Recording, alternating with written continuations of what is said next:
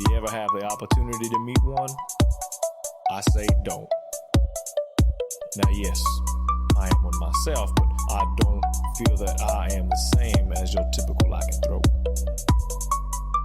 And if given the opportunity, I would reverse this awful situation I have found myself in.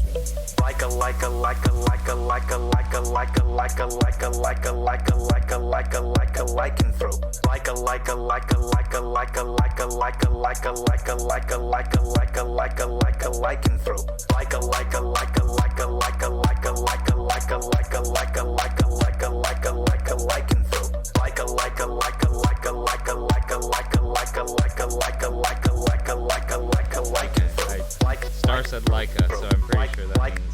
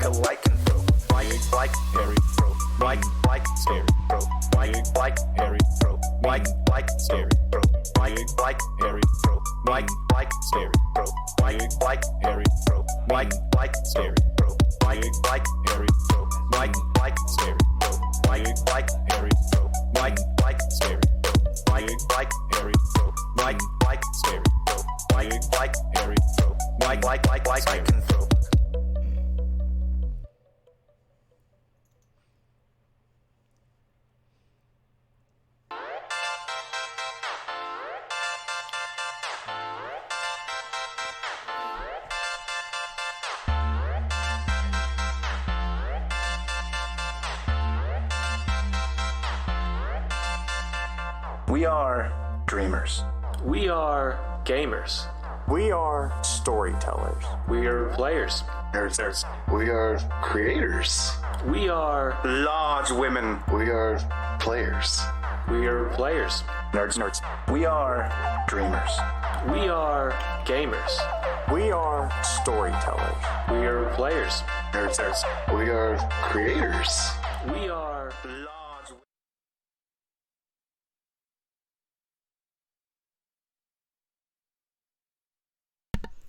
All right, I am back, hopefully. Let me know in the chat if you can hear me, just to make sure things are okay.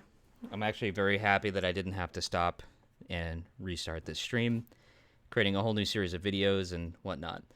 I guess Twitch will be fine. Twitch is good at that stuff. We can hear you. All right. Awesome.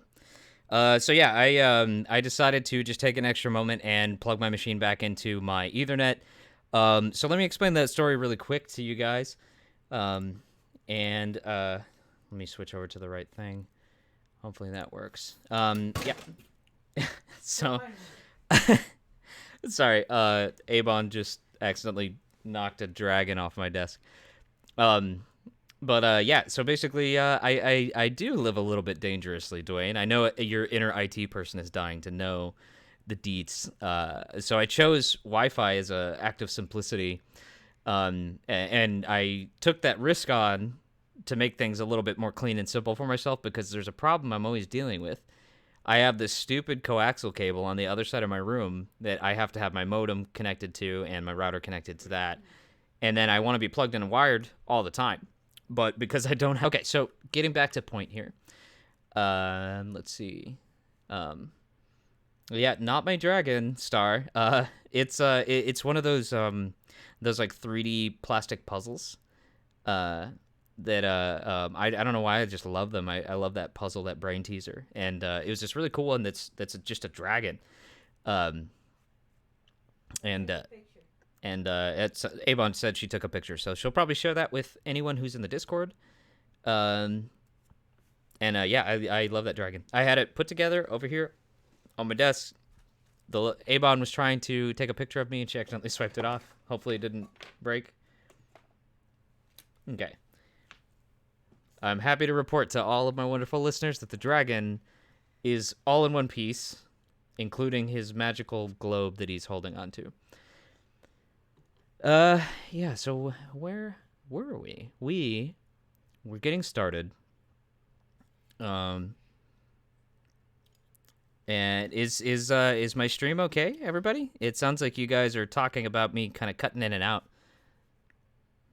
Let's see what my dropped packet rate is over here. I got 0 dropped frames so far. It is now not. Now you fine. Okay, cool. Thanks for letting me know. Yeah, so I am going to start, and we're starting this from the very beginning because I didn't actually get to get a head start on this sort of thing. So we're just going to pull the clips down from the drive, which is the medium of choice that the crew that does the podcast uses, and I'm going to download these into my folder, and then we will just start preparing everything. I guess that makes this episode 2 of Troubleshooting with Ginge, doesn't it? Tune in next week for a whole slew of new IT problems. Where do I want to put this? Let's go to Lawful Stupid. I bet I could have a whole nother podcast to talk about how organized yet unorganized my folder structure is. I actually just recently went through and reorganized the entire Lawful Stupid folder so that it makes more sense. And I am very happy with what's going on right now. So what is this? Q&A episode. This is part of campaign 1. And back in campaign 1, I would have a folder called Reason Episodes. We will just... Oh, wait, actually, I want it to be in source clips. So where did I put source clips? Episodes? Oh, I think I just renamed that to episodes. So we'll just say Q and A. Yeah. Everyone in the chat is joking along and saying, today on Dwayne Diagnosis Podcast Crew's IT Issues. Yes, the drive, every one of you who was responsible, and I know that Abon was also partially responsible, the drive now looks fantastic, and I'm very, very pleased with it. Okay. So, let me just download these. Boop-a-doop-a-doop. Boop-a-doop-a-doop.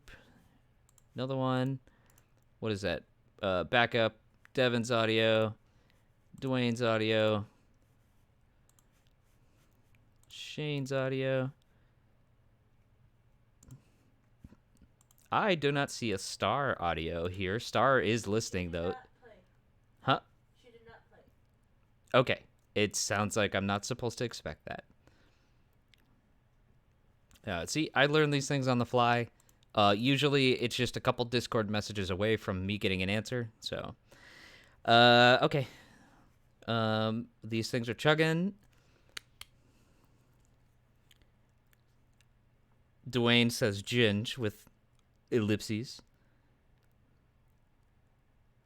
Yes. Well, Tailbinder in the chat has said, for those of you who don't know, that is Dwayne. Sorry to reveal your superhero identity. But he said we need to start putting text files in there for you. I'm pretty sure, Dwayne, I thought you guys were doing that for campaign 2 already. I see text files in there. Yeah. Sorry, revealed your superhero identity. Get a new ID. Change your address. Either stop or start wearing spandex. I'm not really sure which stage you're at yet.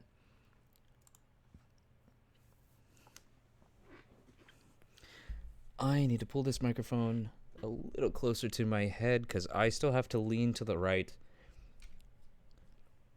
to talk into it. So, yeah, I've got kind of a overhead hanging Yeti podcaster microphone, and it's super nice. But usually whenever you're doing anything into a microphone, you want to try to not force yourself to have to think about where the microphone is placed. And that can be difficult because sometimes you want to be looking at a screen instead of looking eye to eye at a microphone. So if I sort of feel it, I guess I'm sort of trained myself to feel this sort of thing. But if I feel myself having to like lean to the right too far, if I want to say something, then that's too far. I need to move the microphone closer. Or you could take the Dwayne approach and just shove the microphone down your throat. That's also just fine. You just work on those swallowing muscles. I bet Shane would be pretty good at this.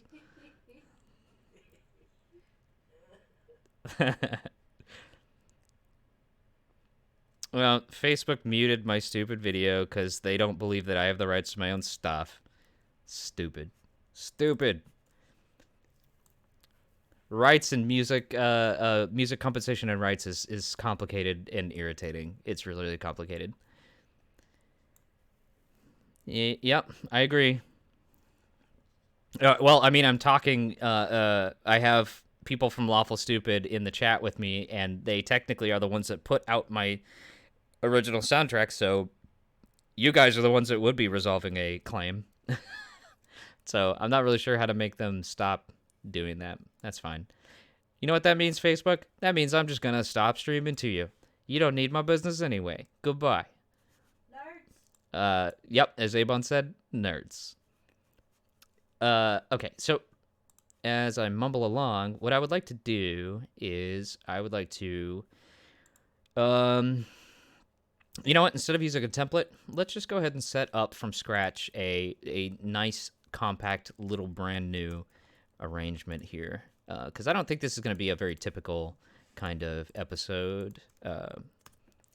You know, it might be egg on my face. I don't know. I don't know what's inside it. We'll find out. First thing I'm going to do is I'm actually just going to add in the audio files. Download. No, that's not where I want to be. I want to be in work. I want to be in Lawful Stupid. I want to be in Campaign 1. Episodes. Q&A. There they are. Okay. Drag and drop these bad boys in here and let it do its work. Okay.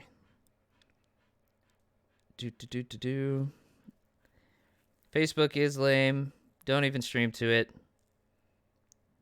You know what?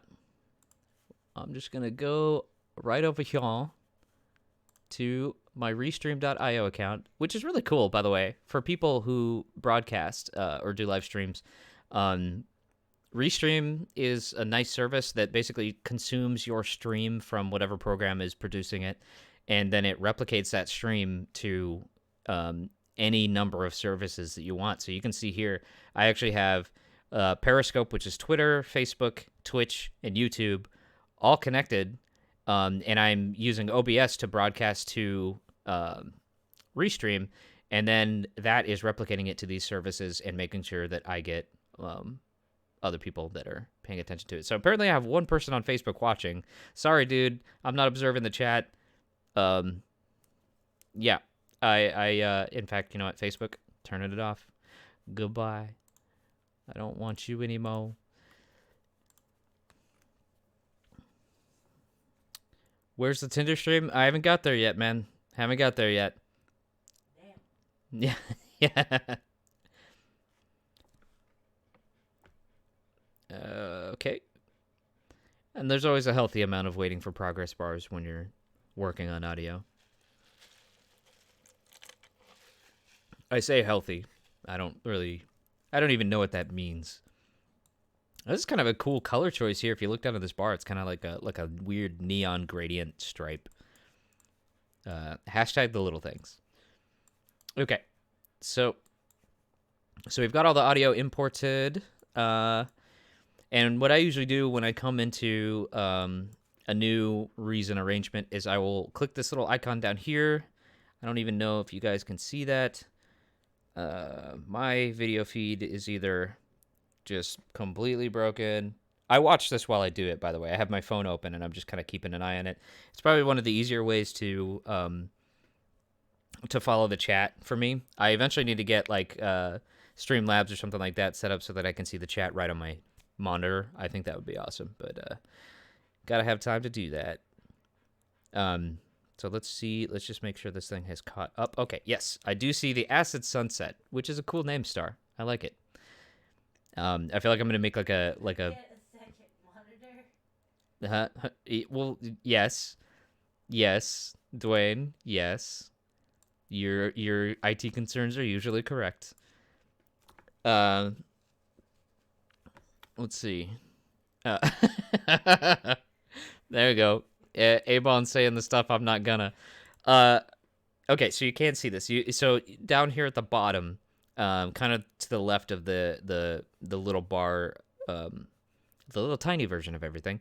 There's these three sort of waveform looking things, and does Windows Plus work in here? Can I do that? Yeah, zoom time, zoom time. Here we go. Bam, bam, bam. We're gonna see all the detail.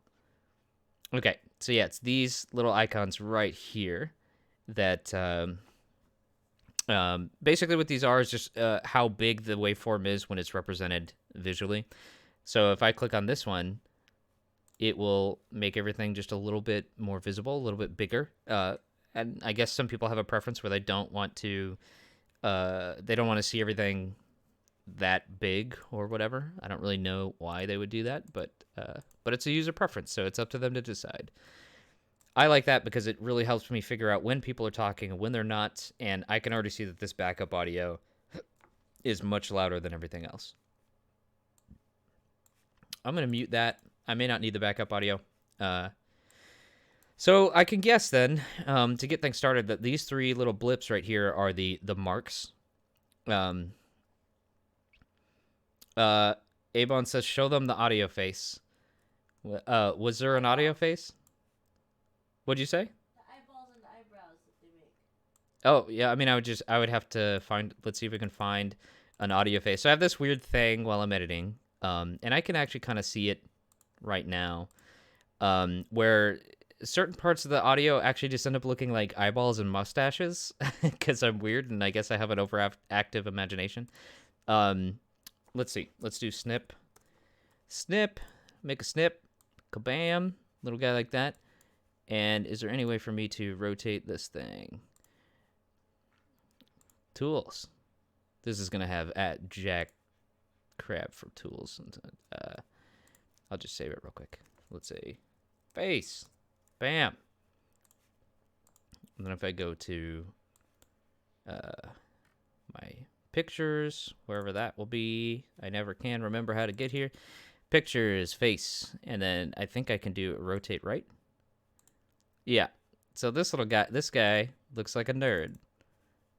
It looks like a weird guy that's just, he looks like he just woke up and he's real upset about it. Zoom. God, this UI is terrifyingly bad. Okay. Yeah. So you see, it looks like his little bitty eyes, like he's got little beady eyes down here, and then two big bushy eyebrows. It's just like a weird face. Yeah. So that ends my segment of weird things that keep me up at night. And back in the show here, we should align these. Well, first we should actually figure out what they are. So let's see if the assumptions are correct. Mark. Why is the metronome on? That's weird. Okay, starting over. Mark.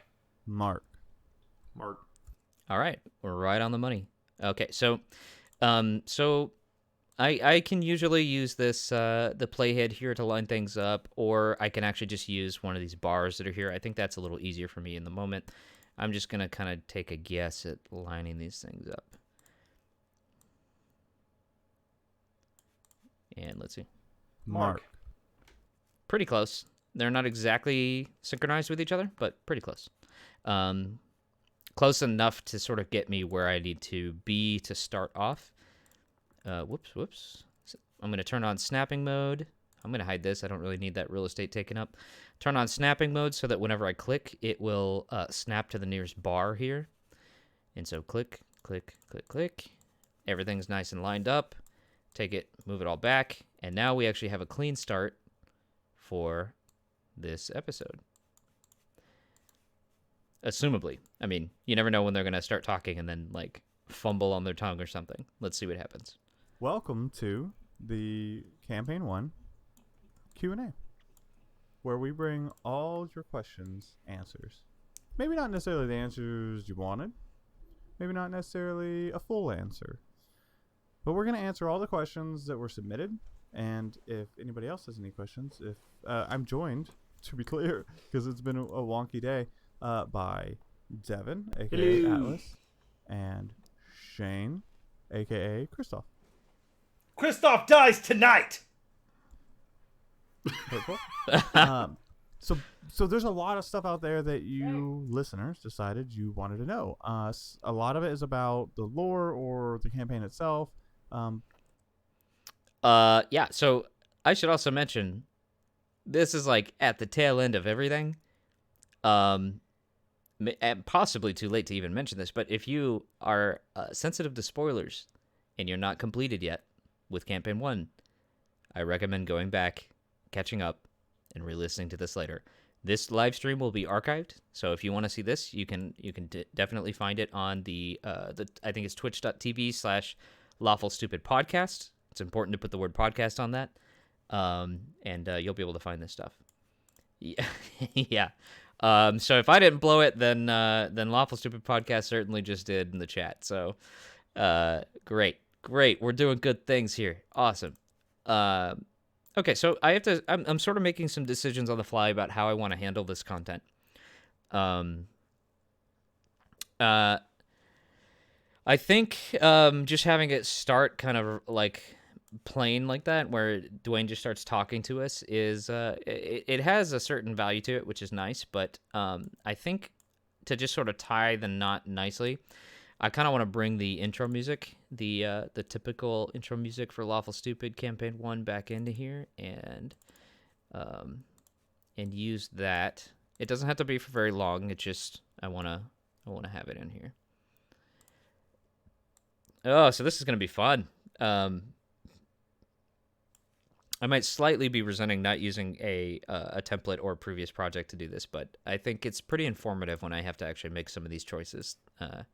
And I think it's also pretty healthy to mention, too, that if you're doing audio work like this or anything involving podcast editing, sometimes you can become complacent really easily.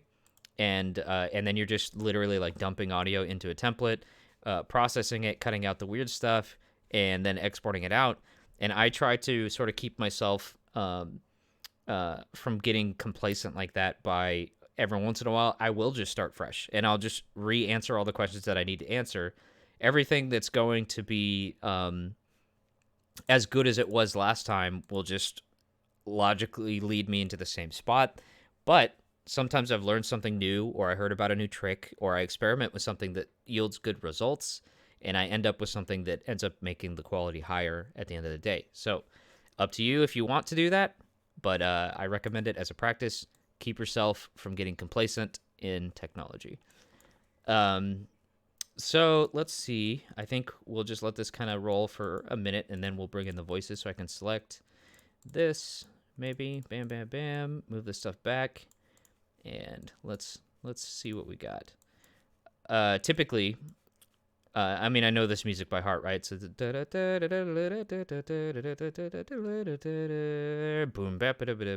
so this is where it kind of all comes in, the full band. You get all the percussion and everything.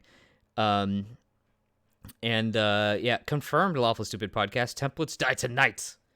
I got to do my best Shane there. Templates die tonight.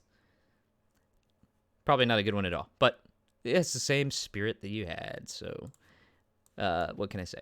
Yeah. So what I usually do is I sort of like, I like to make it sound kind of like there's a band sitting around Dwayne, and whenever he says these things that lead into episodes, it's kind of like him and the band are making eye contact with each other, and then he kind of cues them in, and then when he finishes saying whatever he's saying to introduce the show, the band just kicks in and everything just gets moving.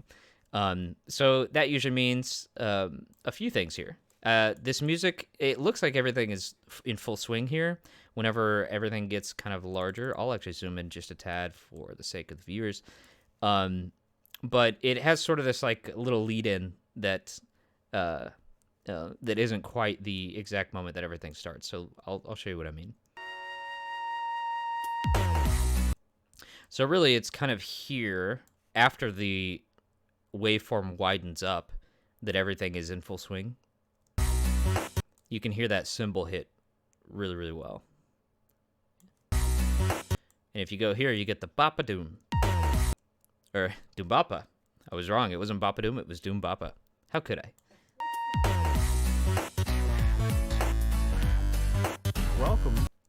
Okay, so now that we have a better understanding of how that works, let's see if we can make this sound interesting. Welcome to the campaign 1. Oh, I'm seeing it align. I think I know what I want to do. I think he's going to say episode. Q&A. Oh, Q&A. Man, I'm just wrong left and right. Who let me have this control? I'm dangerous.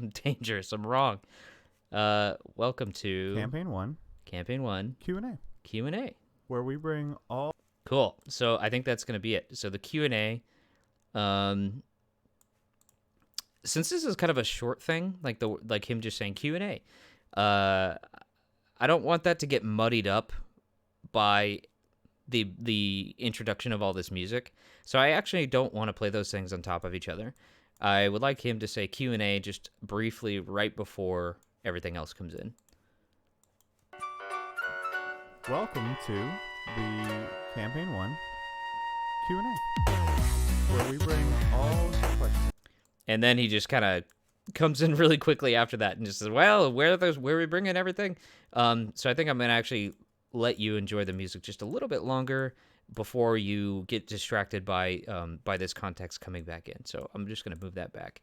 Let's see what it sounds like. The campaign 1 Q&A, where we bring all your questions. So I know that sounds a little weird, and I think I can actually move that a little closer. It's because this track is just so freaking loud.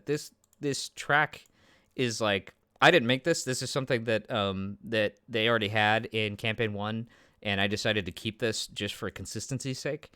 But it's for being, I guess, a public domain track, it's fairly mastered. Like, it's mastered really well. It's loud almost no matter what I do to it. So that's really good. That means they did a good job on the music itself, or on the mastering phase that comes after performing, mixing, and anything in between. So what I will do is I really, like, I do want it to be loud over here at the beginning when it's by itself. But then whenever everyone starts talking, I want it to kind of just duck into the background and acknowledge itself or represent itself as just subtle entertainment beneath the voices that are happening. So in order to do that, I need to use automation in Reason. And the way that, I guess there's lots of ways you can do that. One typical way would be to right-click this fader, right? This controls the volume of that track. And you can right-click it, say Automate, and they'll give you the ability to sort of draw the pattern. Hey, it's a Nerd Asylum. If that is you, Joe, I was talking to you earlier. Very happy to see you come in. As I said earlier, feel free to ask me anything. I will answer all your questions. I will help you become an expert with Reason or any audio software, really. Just feel free to ask. It's not a burden. Happy to have you. Thanks for dropping in. Yeah, so back to context. I think if I one way that I see people doing this is to right-click this master knob and to automate it and then mess with that. And that's cool. I mean, that's how a lot of people do it. That's how a lot of studios do it. You even have like real mixers that look like this one. This is designed after an SSL mixer, like a real physical mixer that exists in the world that's not software. It has, I believe it has automation on the physical knobs, which is kind of creepy. Like, they can move them up and down, and then when they play their song, they just sort of float up and down on their own. I think that's really cool. But I think it's more useful when it's a physical interface and less useful when it's a virtual interface like this. So I like to use these master faders as the actual concept of just how loud everything is for this particular track in the mix. And that includes volume modulation or any other types of modulation. I just do the modulation at a different place so that moving this fader up and down will control the modulation everywhere in the song. So what I typically have done, I will show you, is I will go into this audio, I forget what you call this, kind of this audio interface, this device, audio track as they call it here in Reason. And I'll use what's called an insert effect. And basically what that means, each of these audio tracks, what they do is they process some audio data from the arranger here. And then whenever they process some audio data, they'll basically pipe it directly into this master section. And that's where the master section, if I can click the right buttons, the master section here, whatever comes out of this master out, it goes directly into this this audio output device here. And this device is sort of a weird, like, software representation of every audio output that I actually have on my physical computer. So I don't really have much. I don't have like a proper studio grade setup where I have like different types of monitors or different things. So I only have one audio output, and I that's just whatever Windows is running here. So that's fine. That's very typical of a kind of a home studio, especially using Reason. And so you don't see the wires here. It's sort of a weird, just like assumed thing where these will automatically go into the master section and then they will come out of the master out and go to your audio interface. But there's some things we can do. I mean, there's a lot of different ways to spin this. You can take this direct out here. And if you actually wire that to something, instead of this just sort of magically going to the master, it will override that and it will send the direct out to your device, whichever device you override with. And so you could pipe this to some sort of volume knob, if you will, and then pipe the output of that thing to the master, and everything would be okay. Then you just modulate that different volume knob and do what you got to do. However, I prefer this insert effect because it's kind of like that is already here and it's already available. So whenever each one of these things is processing a signal, it will take that signal, it will pump it into the device through this insert effects layer. If nothing's described here, it's basically just pass through. It's the equivalent of just saying like, come in, go back out. But what I usually do is I will put my volume knob thing in here, and I will have the incoming signal go into that, and then I'll wire the output of that here, and then that gives me the ability to modulate the volume without using the master fader. So let me show you that really quick. Shouldn't take very long to wire up. I like to use this, it's a utility, this little mixer that we have in Reason. It just, a mixer just takes a bunch of incoming signals and, would you know it, it mixes them. It combines them into a single signal and gives you the ability to mute, solo different things, change the level, like how loud or not loud everything is, and then gives you panning controls, left speaker, right speaker, center. And there's also, in this particular mixer, the ability to have send and return, basically an effects chain that you can sort of turn on and off for each of these channels. That's very advanced stuff here. I think all we want is that volume knob, right? So we can, we'll take the signal, put it into channel 1 over here. And then I will, once you do that, it will be lumped into the final total output. Then I will take the signal from that output and pipe it back into the module. And then it will do what it was doing before after it has processed through this module, and it will send it to the master, and the master will send it to my audio interface, and we will hear the sound at the end of it all. So let's see what that sounds like really quick. Hopefully I did that for the right channel. I did for the music. Okay, so I'm just going to solo the music, and then I'm going to let it play. And what I'm going to do, I'll play it again in a second. What I'm going to do is I'm going to show you what's happening here. when I change this volume knob or modulate this volume knob.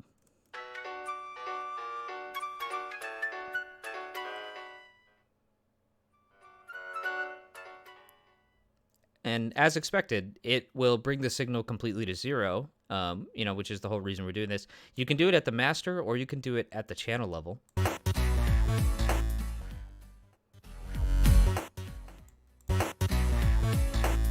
And it has the same effect, really, as using the master fader.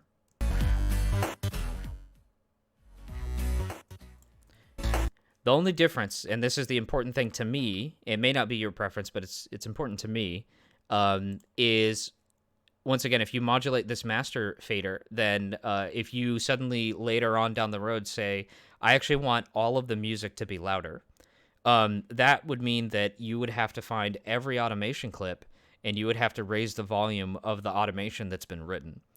And automation and reason is kind of just like drawing little lines. I'll show you what it looks like really quick. So I'm going to right click this master knob, go to edit automation, and we'll turn that on because it started off muted. So like I said, what I'm trying to do here is I'm trying to let it be the normal volume until Dwayne starts talking. And then I want it to sort of duck down and just become a proper background element. So let's see, boom, boom, boom. Try to get it to whatever volume it should start at.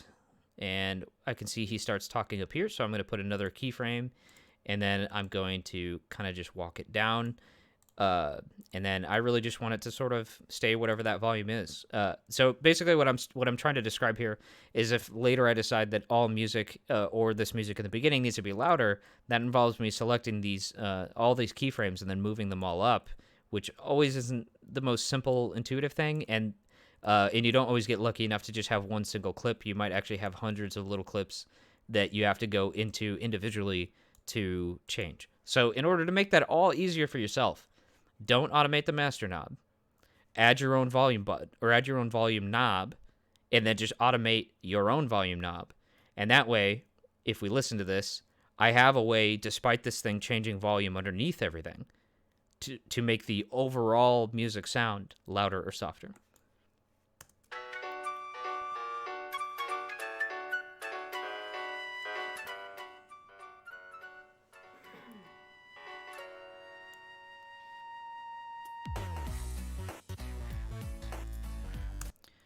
So that's a little bit of reasoning, I guess, behind reasoning.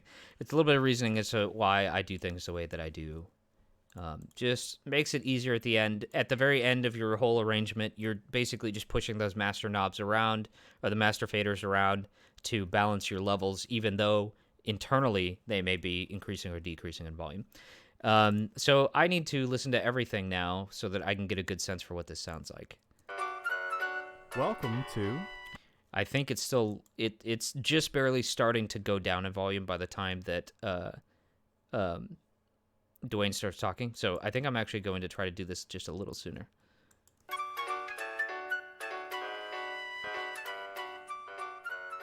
Welcome to the Campaign 1 Q&A, where we bring all your questions answers. Maybe not necessarily the answers you wanted, maybe not necessarily a full answer, but we're going to answer all the questions that were submitted. Okay, I think that sounded pretty good. So I'm going to feed my saving arrangement addiction here and go ahead and save this thing off. So where did I put this? Lawful Stupid C1. I think it's episodes. Is that right? No, reason. Episodes. There we are. Q and A. I guess I am a nerf and a nerd. Avon. I will acknowledge that typo and man up to it. I am, ladies and gentlemen, you heard it here first. Ginge of Lawful Stupid is a nerf and a nerd. And Kikar says that I should call you a Nork.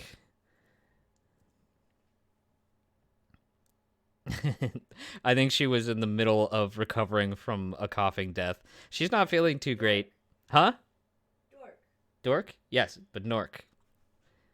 It's like nerd, but Dork, a combination of dork and nerd. I don't know what's happening. I think this just got far too complicated, far too fast.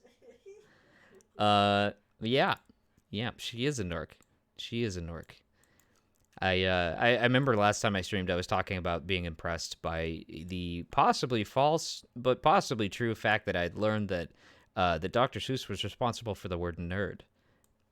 So that was cool. I was pretty happy about that. Yeah, so this is sounding good. I got it saved up. The next thing that I'm noticing is I kind of want the voice here to be a little more prominent. And also, if you've watched any of my other streams before, you know that I always stitch everything together so that I can move it all as one piece. Let me go ahead and do that. Yeah, so I want this voice to be a little more prominent. Like, I can hear it, I guess. I can hear it against the music, but it doesn't seem clear enough to me, and maybe there's a little bit of EQ magic that I can work there to get things to sound better, but I think that's the next problem I want to solve here. So I'm just going to listen to it again and kind of get a better grasp of what's going on. Where we bring all your questions answers. Maybe not necessarily the answers you wanted, maybe not necessarily a full answer, but we're going to answer all the questions that were submitted. And if anybody else has any questions, I'm joined, to be clear, because it's been a wonky day, by where we bring all your questions answers. Maybe not necessarily the answers you wanted, maybe not necessarily a full answer, but we're going to answer all the questions that were submitted. And if anybody else has any questions, I'm joined, to be clear, because it's been a wonky day, by where we bring all your questions answers. Maybe not necessarily the answers you wanted, maybe not necessarily a full answer, but we're going to answer all the questions that were submitted. And if anybody else has any questions, I'm joined, to be clear, because it's been a wonky day, by where we bring all your questions answers. Maybe not necessarily the answers you wanted, maybe not necessarily a full answer, but we're going to answer all the questions that were submitted. And if anybody else has any questions, I'm joined, to be clear, because it's been a wonky day, by where we bring all your questions answers. Maybe not necessarily the answers you wanted. Okay, so there's a couple things that I can see here as far as solutions, and I sort of implemented one of them on the fly while I was listening to it, just because I was already there, I could already hear it, and I just wanted to hear the difference. But one thing that I will usually do is try to add light compression to the vocal tracks.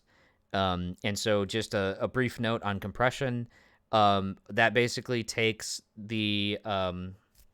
it's a tool that you can use to take the highest highs and lowest lows of the frequencies that are made and sort of get them a little closer to each other.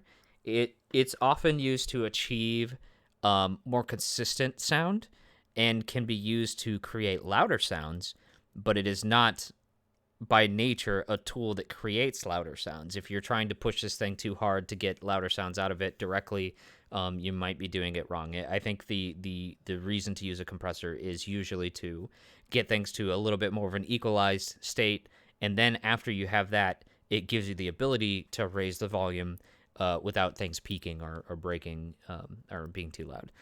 So what I did here is I threw a compressor on, and I brought the threshold down, and I moved the ratio up. But bringing the threshold down is basically like saying that I guess frequencies will be more likely to trip this this compressor, and that's basically how it works, right? Is it has a threshold, and when any frequency crosses that threshold, that's when it starts trying to do its logic, right? So if you look at this spectrum EQ that I have up, and I'll turn this off and let you listen maybe not again. Necessarily a full answer, but we're going to answer all the questions that were submitted, and You get to see the sort of the shape, the contour of the sound of what his voice sounds like. And it's basically this weird triangle shape that sort of spikes over here at 80 hertz. And if anybody else has any questions, I'm And- joined to be Maybe a little more in between the 80 and 320 hertz area, but if you can imagine the if I could draw like a horizontal line here, kind of like this EQ, and sort of play with it, right? So it's like the threshold going down would be almost like that, except for it's not like a bell curve, or it's not a curve like this really. It's just a straight line. I wish I could move all these at the same time, probably illustrate it a little better, but I don't know. Just imagine with me that instead of this thing creating like a triangular shape, it was creating a whole line from left to right on this entire thing. That's like the threshold going up and down. So you're basically just saying, like, if the threshold is really high in this case, then Dwayne's voice would have it would have taken a lot more volume, a lot more sound before it would trigger this compressor. So once again, if we turn this off and listen to it, clear because it's been a wonky day. it would have had to go above 12 decibels, which is pretty loud. Definitely not an area where we want to be doing things, right? So if I take this threshold, I think I'm at negative 27 decibels. So we're like down here somewhere, way down here at the bottom. So I'm tripping the compressor a lot more frequently because I want that compression. So I could arguably raise this just a tad if I feel like it'll create a better sound. And then once the compressor gets triggered, then we'll take the ratio, and I believe that the ratio is it is how much will be moved around whenever it tries to make an adjustment or it tries to compress. So right now I have it on like almost 20 to 1. So that's a lot. I'm telling it that I want it to, I want to hear results. I want output from this thing. And then over here in the attack and release, I don't really have to do as much worrying as I would in a musical sense because, it's vocals, it's speaking. It's not very aggressive as far as, like a keyboard getting slammed or some sudden noise happening or anything like that. I mean, people do scream occasionally, and that's stuff you do need to look out for. But I figured just pretty basic, like a somewhat slow attack and a somewhat slow release is okay. And then after that, this particular compressor has the ability to amplify as an output, and I think a lot of compressors usually try to offer this. Once again, I don't want to push it too hard because then I'm sort of abusing the system here, but I just want a little bit more gain since the result of the compression will be a quieter signal. I want to really just boost that back up so that it sounds pretty close to the original level. But you're going to hear a better sense of it being full and rich because everything is equalized as far as their output signal. Now, I piped the output of this compressor to this maximizer. The maximizer really is just here to make sure that if it gets too loud at any given point, that I can do this soft clipping and make sure that I don't go into the red, which will make horrible speaker noises that sound very bad. Instead, I can actually use this maximizer to try and avoid that particular incident. So yeah, so I can do a little A/B-ing here, and you can kind of hear the result. I'll play it for you and let you hear it. Bye. I'm actually going to solo his track so that you can hear. Where we bring all your questions answers. Maybe not necessarily the answers you wanted. Maybe not necessarily a full answer. But we're going to answer all the questions that were submitted. And if anybody else has any questions, if I'm joined, to be clear, because it's been a wonky day, by where we bring all your questions answers. Maybe not necessarily the answers you wanted. Maybe not necessarily a full answer. But we're going to answer all the questions that were submitted. And if anybody else has any questions, if I'm joined, to be clear, because it's been a... So I don't know about you, but I actually felt a better sense of presence, and it felt louder to me whenever I had the bypass turned off, which means that these things are being processed. So pretty good. I think that's kind of the compression level that I'm looking for, and I'm looking for ways to make this stand out above the audio track. So now let's play those together. Wonky Day by where we bring all your questions answers. Maybe not necessarily the answers you wanted, maybe not necessarily a full answer, but we're going to answer all the questions that were submitted. And if anybody else has any questions, if I'm joined, to be clear, because it's been a wonky day, by where we bring all your questions answers. Maybe not necessarily the answers you wanted, maybe not necessarily a full answer. So there's something else I want to try here that might actually help, and it might actually give us the ability to make the music louder, believe it or not. Like I said earlier, I kind of noticed that his voice is coming in somewhere in between the 80 and 320 hertz range. So I can also try to sort of just carve out a nice little section of frequencies from the music track that can then be filled properly by Dwayne's voice. So let me see what that sounds like. But we're going to answer all the questions that were submitted, and if anybody else has any questions, if I'm joined, to be clear, because it's been a wonky day, by where we bring all your questions answers. Maybe not necessarily the answers you wanted, maybe not necessarily a full answer, but we're going to answer all the questions that were submitted. And if anybody else has any questions, if I'm joined, to be clear, because it's been a wonky day, by where we bring all your questions answers. Maybe not necessarily the answers you wanted, maybe not necessarily a full answer, but we're going to answer all the questions that were submitted.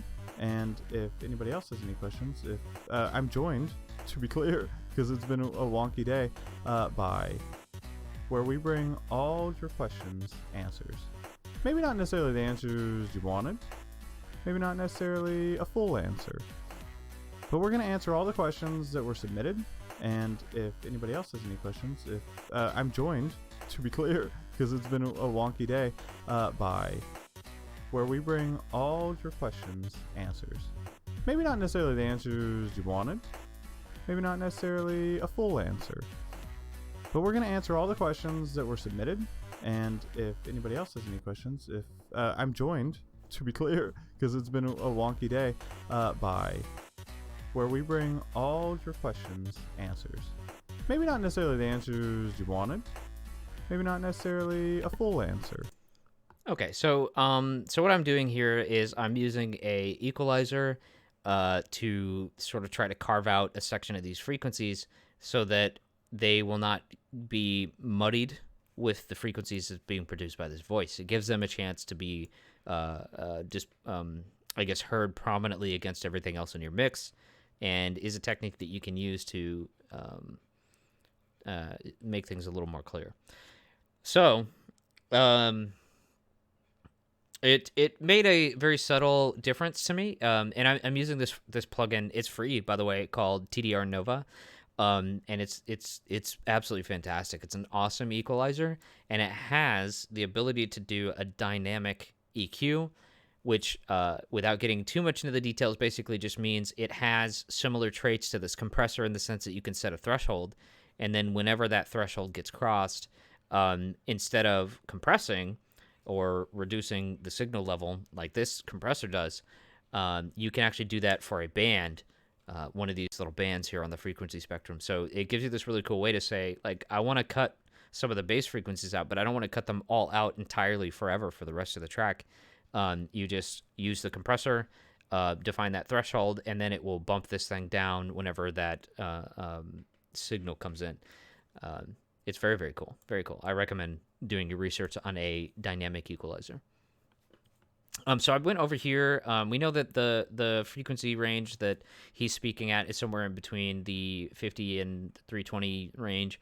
So I kind of just dipped it down here, and I heard a pretty noticeable difference where I could sort of hear the mud in the mix go away. And I could go pretty extreme and cut it all the way down, but I don't. I want this to be a little... I mean, this is an extreme cut, in fairness, but I want it to be less subtle than all of those frequencies going away. Yeah, so I think that gives us a lot of clarity here, and sort of makes his voice pretty nice and compressed, easy to hear. So let's continue along and see if we find any other things that we want to focus on. Maybe not necessarily the answers you wanted. Maybe not necessarily a full answer. But we're going to answer all the questions that were submitted. And if anybody else has any questions, I'm joined, to be clear, because it's been a wonky day, by Devin, a.k.a. Atlas, and Shane, a.k.a. Christoph. Christoph dies tonight! Hurtful. Okay, so I just want to make sure that I don't have any alignment issues. Let me. I wasn't actually paying attention to the audio. I was paying attention to the music and how it mixes. So I'm going to re-listen to this. We're going to answer all the questions that were submitted. And if anybody else has any questions, I'm joined, to be clear, because it's been a wonky day, by Devin, a.k.a. Atlas, and Shane. Hear a weird pop in here. Hello. Huh. Hello. Hello. I want that pop to go away. Burp. Okay. Actually, I want to leave that there because I'm OCD and I want it to line back up just perfectly. So what I'm going to do is I'm assuming this little wiggly line. I've said this many times before on my other Audiomancy sessions, but it still holds true to this very moment. It's very unnatural for sound to go from 0 to 100 just immediately in the blink of an eye. And it creates very strange sounds, such as... Right? So just to give you a better sense of what I'm after, this is going to be weird. I'm going to loop it on this sound, but I want you to hear it.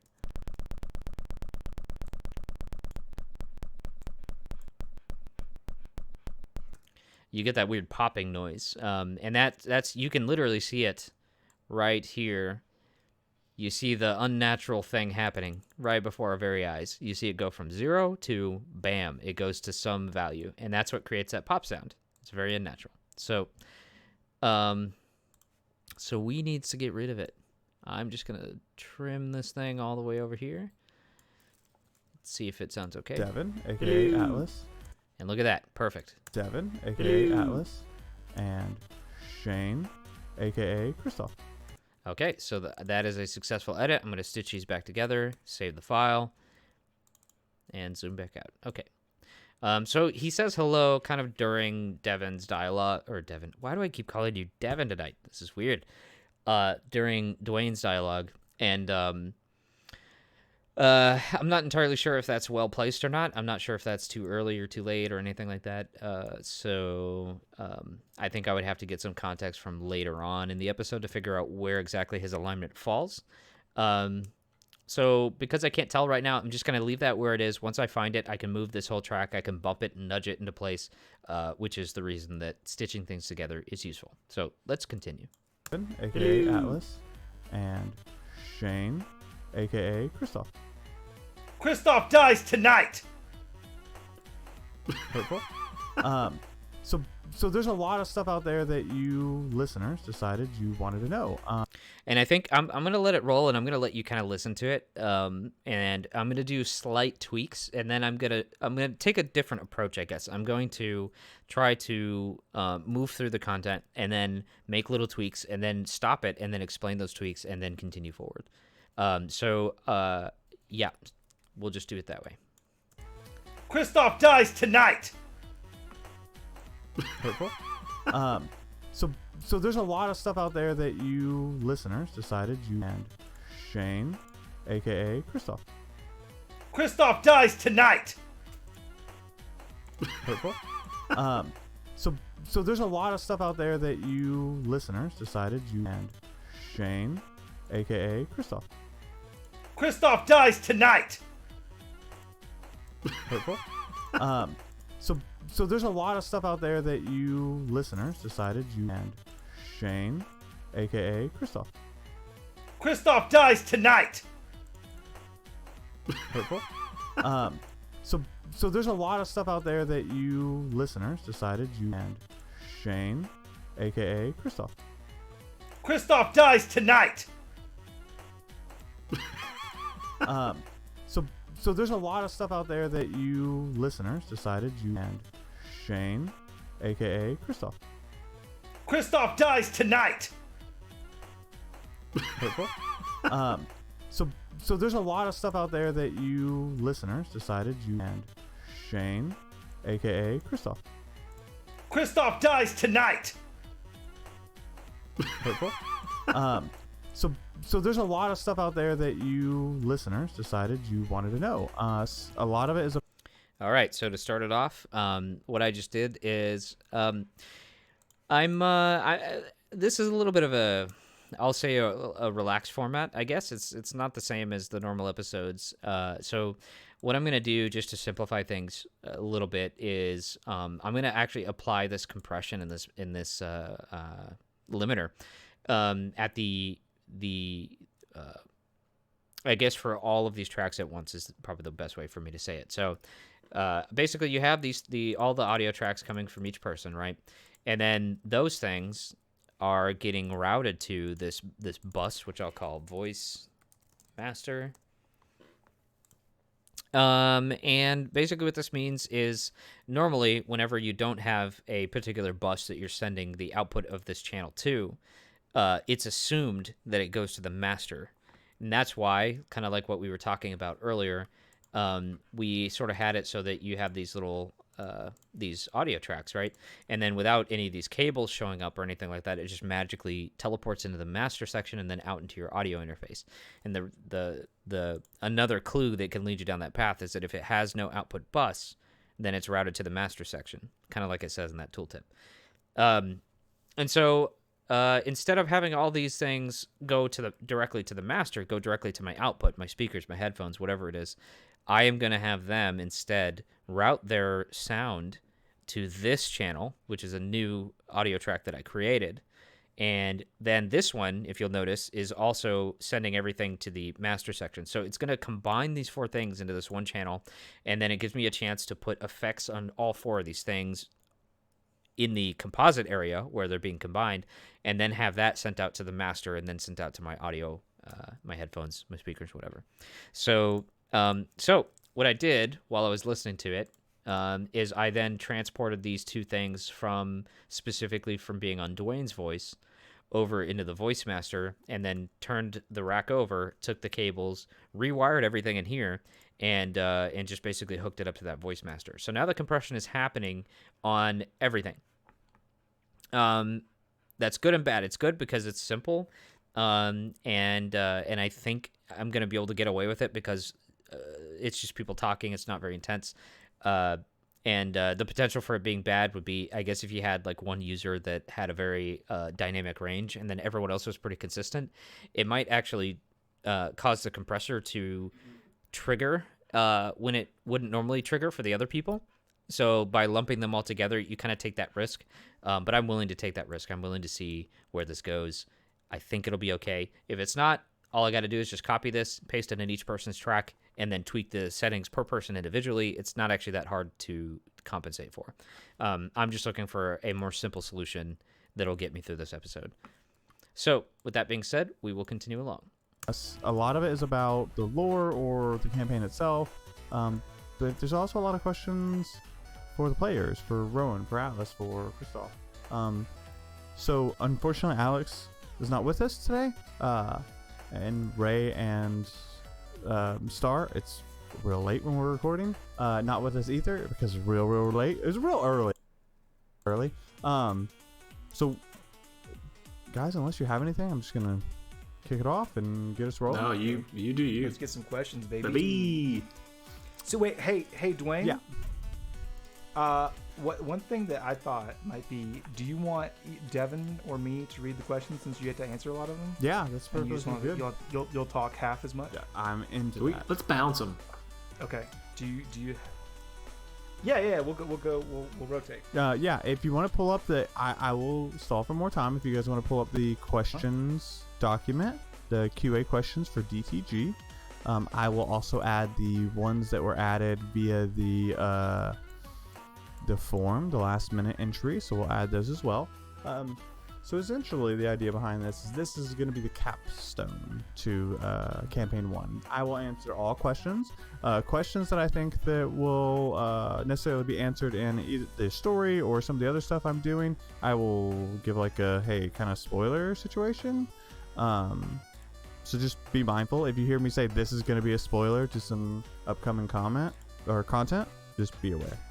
If you don't like spoilers like me, you're going to bounce, or you're going to like skip forward 20-30 seconds. If you're like Devin,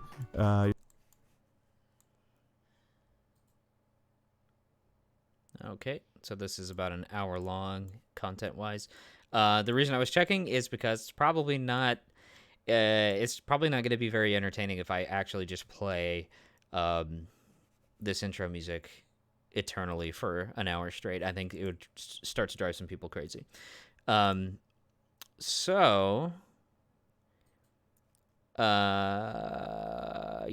a lot of things coming in here. It's funny to rethink the process that led me down to the template that I use for every episode in Lawful Stupid. It's interesting to me to see and rethink about that logic. So one thing that's about to happen here, I could see it pretty clearly, so I'll explain it. Actually, before I do that, let me catch you up with what I just did. What I did is I was listening to the content. I think things are sounding pretty good for the most part. That compression, I didn't hear any anomalies that make me want to break it back out into the individual compressors or compression per channel. And I noticed, though, that Shane's track had a little bit of noise going on in it. It's just like, even though he wasn't saying anything, I could see a green bar that was being triggered over here. And that just means that there's some sort of background noise. You may have heard me briefly solo his track. And when I did that, I heard this white noise that's happening. So there's a lot of ways we can handle that, but an easy one, especially for an episode of this type, is to just use a noise gator. Yes, it makes everybody think about gators making noise, or for me personally, I think of a gator with the little party trick, the little wind-up thing that just cranks, and I love that picture. Someday, I will actually see a real drawing of a noise gator, and it will be wonderful, and we will all smile and laugh together about it. But for now, the noise gator is this crazy-looking little module that fits into the rack, and what it does is it basically is a tool for defining a threshold that if the incoming signal is lower than the threshold, it will then produce no sound. And so why is this good? This is really good for exactly this situation. We have a moment where we have a situation where we have a low kind of white noise signal, which can be like a fan. It can be another computer that's near the microphone or something like that. But it's probably just like even a Yeti mic just on its own can have this sort of thing, especially if you have the gain cranked up really high. And it's also worth noting that after you compress things, sometimes you'll compress it, and that will equalize the signal, and then you'll raise the volume of it. And with the good bits that you want the volume raised for, also comes the bad bits, all the background parts that you didn't really know were there until you cranked it. So basically, this is a tool for solving that. Since that white noise happens at a pretty low decibel level, it makes it real easy for me to just scrape that out and put this threshold pretty low so that I'm only filtering out that white noise. And then as soon as he starts talking, it will be higher than this threshold easily. It just jumps up here to like the -10, -20 range. And then it starts opening up the gates here and letting audio back through. But when he stops talking, it will just take a brief second, which is also dependent on my attack and release here, hold and release. And then the gates will close, and once the gates are closed, nothing will come back out of here. So it's just an easy way for me to solve that problem. I don't want to hear that fan noise in the background while somebody else is trying to talk. I also created a quick little track here that I called Progress, and all it is just a way for me to track how far into this episode I've gone.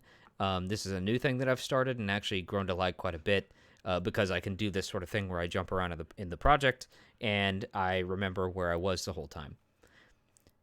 So basically, I think what I'm seeing coming along here is I'm seeing that I have this music track and it's playing and it's doing great. It's doing exactly what it's supposed to do. And then I am going to see this thing sort of fade out at some point whenever this little song ends. And then when that happens, I want to bring in new music. I want to bring in a different song. I could crossfade it against this track. However, I lack the space here virtually to do that. So in order to crossfade it in while this one's fading out, I'm actually going to have to create a whole new audio track. So I'm going to move this up here.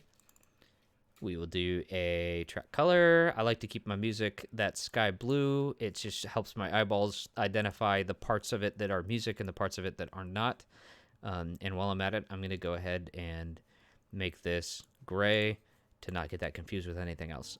So now I have this other audio track, and it gives me the ability to sort of just sideload music and then bring it in whenever it's appropriate. So I'm going to take from my very own The Door to Goron album, which, by the way, is available on iTunes, and I recommend that you buy it because not only does it help Lawful Stupid out, but it helps me out personally, and I would appreciate it. I've put a lot of time and effort into that soundtrack, and I really just care that it crosses your ears, and that's about it.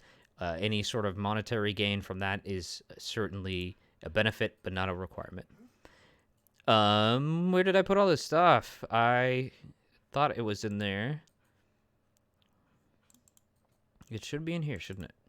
Oh, it's in here with everything else. Okay, so you have the actual source material, the reason arrangements that the music came from, and then you have the compiled output over here. There's a chance you might hear my dog in the background. He's trying to get my attention, so he sits there and makes weird sounds. So if you hear that, it's not Abon, it's Chip. Abon made a joke, said she could also whine, but I think that's too much. I don't think I can handle that level of things whining at me while I'm live streaming. What about cheese? Huh? What about cheese? Cheese? Oh, wine and cheese? Yeah. Man, I killed that joke, didn't I? Yeah, you did. Yeah, it's a good one. It's a good joke. She even had the, hands on the hip, lean over. I said, that's too much wine. And she goes, what about cheese? And then I was just like, bleh. And I just killed the joke. Killed it. You murdered it in its sleep. Oh, well, okay. I didn't murder it in its sleep. That's a little harsh. So I think really, I don't know that there's too much that,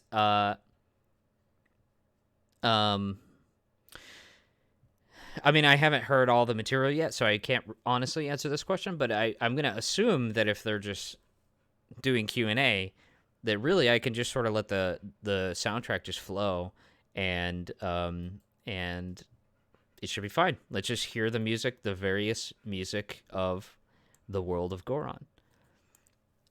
So with that being said, I think I am going to play a little bit of a game of favorites here. Let's see, what would I want to bring in here? You know what? What? Who's your favorite? Who is my favorite? Yeah. That's not what this is about, Abon. That's exactly what it's about. This is not a who, unless music tracks are a sentient thing. Yes.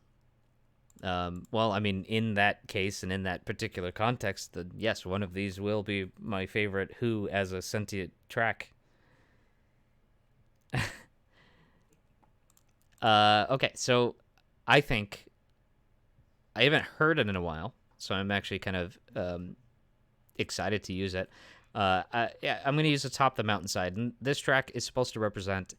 A lot of these are basically circumstantial. They happened because of something that was happening in an episode. That's how I do my work. But this one came from, I believe it came from an episode where everyone was sort of moving along this snowy mountainside, and it really just gave me this canvas to paint a really unique picture of something that I thought was as beautiful as what was in my head. So I'm going to drop that in. And that's super loud. I'm going to just bring that down a little bit and see if I can crossfade these things and make it sound good. I forgot how this thing even starts. Let me hear this. Okay, I remember the whole thing now. So Yeah. Let's try to do a little crossfade. 5. So For those who don't remember, yeah, go ahead. No, you. Aiko was the character that was played by Doodles when he did his patron guest episode with us. He was a goblin man, a ranger, and he was on the same ship that Captain Renwick Tyndall once captained, that the crew was destroyed by the Dark Will of Edis that we thought maybe was Atlas, and we weren't really sure on that. So, did he survive that encounter, Dwayne? So sorry, Doodles. No, he didn't. Everybody on the ship died. There's like me. You're gonna. Okay, the crossfade actually sounded pretty good there, but because my marker's back here and I missed a bunch of this stuff, I just want to make sure I hear it and that I have an opportunity to fix it before moving ahead. If you don't like spoilers like me, you're gonna bounce, or you're gonna like skip forward 20-30 seconds. If you're like Devin, you're gonna be half ready for this. What does that mean? You'll learn when you're older. I'm just gonna spoil everything. Everyone dies in a plane crash. Get over it. Actually will. Damn it, you got it. I'll go first. How about that? Yeah. Our first question comes from longtime fan of the show, dear member of our community, and longtime patron as well, D&D and Doodles, who asked, did Aiko survive? So For those who don't remember, yeah, go ahead. No, you. Aiko was the character that was played by Doodles when he did his patron guest episode with us. He was a goblin man, a ranger, and he was on the same ship that Captain Renwick Tyndall once captained, that the crew was destroyed by the Dark Will of Edis that we thought maybe was Atlas, and we weren't really sure on that. So, did he survive that encounter, Dwayne? So sorry, Doodles. No, he didn't. Everybody on the ship died, and that was their fate right up until the boys changed it. And when they did that, unfortunately, only Tyndall survived. There you have it. You can sleep easy. Well, Yeah, at least you know. And no exam for now you battle. know. The next question is... Whoa, what was that? That did not sound like a good thing. The next question... Okay. Luckily, that does not sound like something that we need to spend our time on. It sounds like we could sort of just get rid of it. Yeah, at least you know. And no exam for now you battle. know. There's also a pretty big gap in here, so I'm just gonna go ahead and trim that out. Bring this in. Let's see if this sounds good. No exam for Now you battle. know. Yeah, at least you know. And no exam for Now you battle. The next question... Actually, we have an opportunity here to make this sound just a tad bit more natural. So I'm gonna cut this out, move it over here. Let's see what this sounds like. Yeah, at least you know. And no exam for battle. Yeah, now you know. The next question... Perfect. Okay, so I'm gonna stitch this stuff back together as if nothing was ever different in the first place, and continue along. Yeah, at least you know. And no exam for battle. Yeah, now you know. The next question is... Actually, this is from me. This comes from a longtime listener. From our The strongest boy. boy. What happened to the other figures that were mentioned as working with the wood elf? When we did our mid-season kind of intro, you mentioned there was like a Leonin figure. I think you called him Null. What did you call it? No, yes. You had a few different figures that showed up there. Where were those characters kind of floating around at? Yeah, no, that's a good question. Something that didn't actually get addressed as we were marching through Silence and just the choices the crew made. Essentially, they were generals that Sybil had created / corrupted. And after the tear was resolved and the doors were all but shut, they were dispatched, essentially. So they were killed or they were imprisoned. And there was an Arcane 1 Tiefling, there was a corrupted Treekin, and then there was a large Nolly, and then corrupted Yarg was the last of the 4 generals. Okay, so quick update. Let me move my marker so I don't lose my spot. So I'm trying to balance the music and the voices here to just make things sound a little bit better together. This track is pretty wide on the frequency spectrum, and I think I need to do something to this to make it not intrude the vocals here. So something that I've done very similar to the voices here. And this is funny, if you've watched some of my other streams before, you'll actually notice that this is very similar to what I actually have as a template. And I'm just sort of over and over and over again landing in the same spot. But I have now created the second audio track, and then I have routed the output of these two things, to the music master bus, which basically represents this thing that I have selected. And then that will go out to the master section of the mixer when everything is all said and done. And the reason I did this is because instead of copying this equalizer into both music tracks and having to maintain them separately, I decided I wanted to centralize it in one spot so that I can make changes here that will affect both lanes of music, and they could just do their own thing. So I basically moved Nova into Music Master, wired it into that one, and then made sure that the already existing intro music it gets wired into this this little tiny line mixer, and then the output of that goes back out here so that we can control this volume knob like we had originally intended to do. Yeah, so I think I'm gonna just like loop this little segment here because that looks like a lot of talking, and I just want to try to make this stuff sound more clear. I want the music to be loud, but I want the voice to be obviously more prominent. And you know what? Now that I'm thinking about it, I wonder, and once again, this is a bit of a different episode flavor than it usually is, so I might be able to get away with things that I normally wouldn't be able to get away with, but I have to wonder if I could actually sidechain the signal coming out of these three tracks and make this stuff quieter whenever that signal happens. So I'm going to do that. I'm going to wire that up really quick. This is a bit of an advanced music technique. It's probably used in podcasting too, and I just don't know about it. But the idea is simple. Whenever some signal comes from the combination, any of these three tracks emit a signal, I want it to then take the signal of these tracks, which would basically be my music bus, the music master, and I want to reduce its level when people are talking. Yeah, so that gives me, it would be cool if I could solve it that way, because then I can really just throw music in here and not really worry about the levels too much of it and how everything sort of falls in the mix. So let's try it. Let's see what happens. I've already learned a lot of new stuff by experimenting on this live stream, so always happy to try some new stuff. And worst case scenario, it doesn't work, I just go back to doing this. Everything's fine.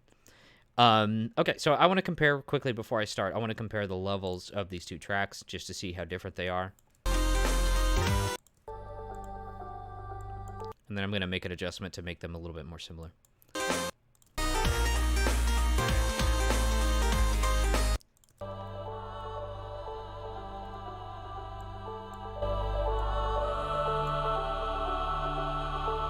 Okay, I have both of them kind of around the negative 10 decibel area.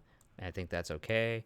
So what I'm going to do then is I'm going to do some grade A audiomancy.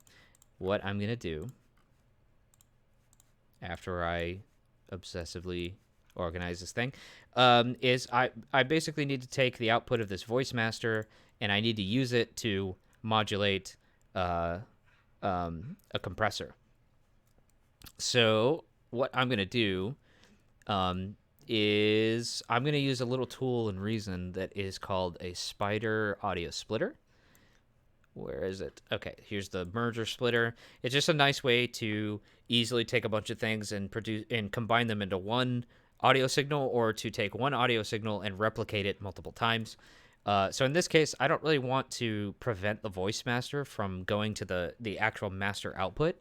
I just want to sort of steal a copy of its audio and then send that somewhere else to cause a special effect to happen. So what I'm going to do, I'm going to break this link, and then I'm going to take the audio coming out of this insert effect, and I'm going to put it in the splitter because I want to replicate it. I'm going to take the first replicated signal and pipe it back through, And then that means that everything is not going to be broken if I go ahead and just play this. Out the lore or... So you hear things, which is expected. But I'm then going to take the second replicated signal here, and I'm going to drag it down here to the music master, and I'm going to drop it in this dynamics section, this sidechain input. And basically, this is a fancy built-in feature to the mixer in Reason, this part, that gives me an easy way to do sidechain compression. And so basically, it's processing that signal every time while we're moving along through the project, right? And then every time the signal comes in, it gives me an opportunity to do something special. So I could take Music Master. Let's go all the way up. If I look at this dynamics area, notice that it has this blue key button here. Yeah, rocks and rolls. This is deeply forbidden stuff. That's why you should be on the edge of your seat, realizing that if you learn these secrets, you'll be well on your way to being an audiomancer yourself. So what we need to do is we need to basically just turn it on at this point. That's how easy audiomancy is. You just click a button. No, a little bit more advanced than that. So so basically, there's two different things we have here. Goodness, hold on one second.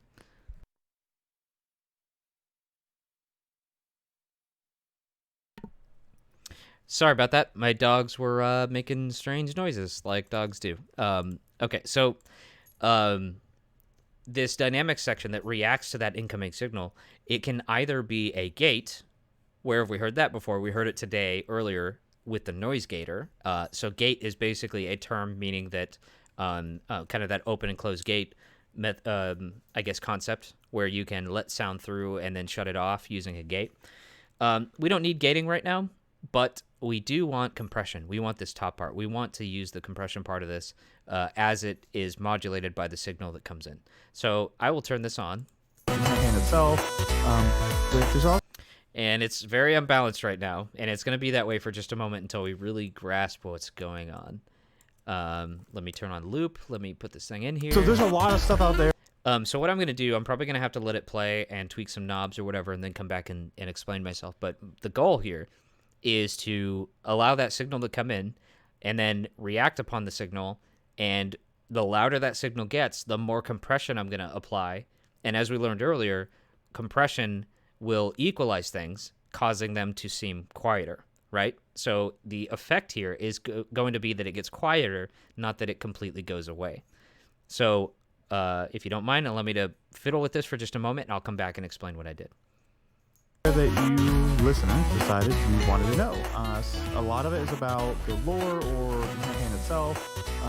But there's also a lot of questions for the players, for Rowan, for Atlas, for Shaw. So unfortunately, Alex is not with us today, and Ray and Star. It's real late when we're recording. Not with us either because it's real late. It's real early actually, real early. So guys, unless you have anything, I'm just gonna kick it off. So there's a lot of stuff out there that you listeners decided you wanted to know. A lot of it is about the lore or the campaign itself. But there's also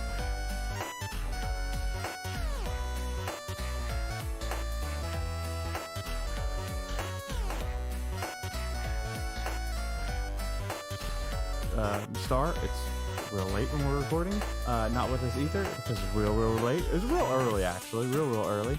So guys, unless you have anything, I'm just gonna kick it off. So there's a lot of stuff out there that you listeners decided you wanted to know. A lot of it is about the lore or the campaign itself. But there's also a lot of questions for the players, for Rowan, for Atlas, for Shaw. So unfortunately, Alex is not with us today, and Ray and Star. It's real late when we're recording. Not with us either because it's real late. It's real early actually, real early. So guys, unless you have anything, I'm just gonna kick it off. So there's a lot of stuff out there that you listeners decided you wanted to know. A lot of it is about the lore or the campaign itself. But there's also a lot of questions for the players, for Rowan, for Atlas, for so unfortunately Alex is not with us today, and Ray and Star, it's real late when we're recording, not with us either because it's real late. It was real early, actually, real early. So guys, unless you have anything, I'm just gonna kick it off. So there's a lot of stuff out there that you listeners decided you wanted to know. A lot of it is about the lore or the campaign itself, but there's also a lot of questions for the players, for Rowan, for Atlas, for Star. So unfortunately Alex is not with us today, and Ray and Star, it's real late when we're recording, not with us either because it's real late. It was real early, actually, real early. So guys, unless you have anything, I'm just gonna kick it off. So there's a lot of stuff out there that you listeners decided you wanted to know. A lot of it is about the lore or the campaign itself, but there's also a lot of questions for the players, for Rowan, for Atlas, for Christoph. So unfortunately Alex is not with us today, and Ray and Star, it's real late when we're recording, not with us either because it's real late. It was real early, actually, real early. So guys, unless you have anything, I'm just gonna kick it off. So there's a lot of stuff out there that you listeners decided you wanted to know. A lot of it is about the lore or the campaign itself, but there's also a lot of questions for the players, for Rowan, for Atlas, for Christoph. So unfortunately Alex is not with us today. Changed it, and when they did that, unfortunately only Tyndall survived. There you have it. You can sleep easy. Well, Yeah, at least you know. And knowing's half the battle. yeah, now you know. The next question is, and actually this is from me. This comes from a longtime listener. From our hands Raucous boy. boy. What happened to the other figures that were mentioned as working with the Wood Elf? When we did our mid-season kind of intro, you mentioned there was like a Leonin figure. I think you called him Null. What did you call it? No, yes, you had a few different figures that showed up there. Where were those characters kind of floating around at? Yeah, no, that's a good question. Something that didn't actually get addressed as we were marching through Silence and just the choices the crew made. Essentially, they were generals that Sybil had created / corrupted, and after the tear was resolved. Okay, so I could probably listen to that and move these knobs around for quite some time, but I think I'm starting to get where I want to be here. And this experiment may need a little bit more work to prove useful, but the idea is here, and it does seem to be working, right? So using this side chaining technique, it basically allows all the voices to be the most prominent feature, because every time one of them triggers, it will then compress the music track and cause it to seem quieter. You could tell a couple times there when I actually was just feeding this thing fully, feeding the sidechain compressor. It was almost like the music was completely gone. It was still there just a little bit, but it was almost as if it was entirely gone. I kind of want to find a balance there. I don't want it to seem too dramatic. I don't want it to seem like, it's kind of like just jumping in and out aggressively. And then I don't want it to feel like it sort of just ever goes away. I want it to still be there, and I want it to be subtle. But as soon as somebody starts talking, you will know that it goes down in volume. And I think that's going to be my game plan for this episode. I think that's pretty much it. However, I do think I'm going to have to bring it to a close here. I will hopefully be finishing up this episode, the Q&A for Campaign 1. I believe it should be this week that it comes up. So hopefully you will be looking forward to that. And there's a lot more questions in here that will be answered. Tune in, use whatever podcatcher you normally use day to day, and come find Lawful Stupid. Listen to us. Listen to this Q episode. Feel free to join us on Discord. Hopefully I get this right. I'm going to try and do it. I'm pretty sure it's Lawful Stupid dot discord. No, discord.lawfulstupid.org. See, I always do this wrong. Let me just verify. There it is. Okay. Subdomains. I have to remember this. Discord.lawfulstupid.org to join our Discord, and then patreon.lawfulstupid.org to see what's available as far as helping us out and becoming a patron, where you get access to exclusive content, and you, depending on the tier that you choose, can be in on the recordings, and you can watch it live, and you can pester everybody with various messages while they are performing. I think, as I said, I think that's it for me. If you have any questions for me, remember that I am Ginge on Discord. It's the full Gingerloaf name tag. So feel free to send me a message or find me in the Audiomancy channel, where I take permanent residence on that Discord. Ask me any questions you have about music software, editing, anything you want, and I will do my best to answer every single time. With that being said, I hope you learned a little bit about music today, or audio processing today, and I look forward to the next time.